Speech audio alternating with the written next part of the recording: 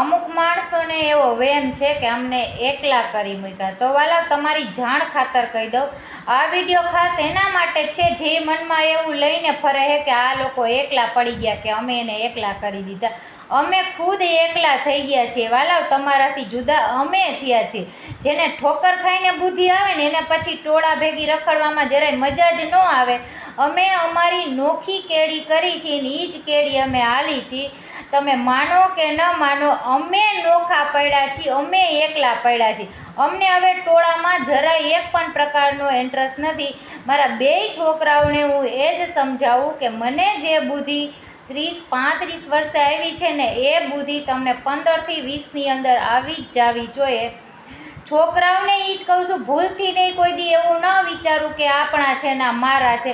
તમે એકલા જ છો. પ્રોબ્લેમ આવશે ને તો એકય હગો બાજુમાં નહીં આવીને ઊભો રહે. ગાંઠના દાંત કાઢશે ને પ્રોબ્લેમને બહુ મોટી કરશે. એટલે આવું ક્યારેય સમજવું નહીં. પાણા ઉપર ભરોહો કરજો પણ માણા ઉપર ક્યારેય ભરોહો ન કરતા. અને આબરૂની વાહે તમે ક્યારેય ઢળાતા ન જાતા, કારણ કે ક્યાંક 5 લાખનું દાન કરી દઈશો ને તો આબરૂ આવી જાય. ખાલી કમાવામાં જ ધ્યાન દઈજો અને આપણાથી બહુ આંઘા રહીજો. અને વાત રહી મને એકલી કરવાની, તો હું તો કાંઈ એકલી જઈ આવું છું. અહીંયા કોઈનો હથવારો નથી ગોતતી. તો એવું કોઈ મનમાં વિચારવાનું જ નહીં કે આ એકલા પડી ગયા.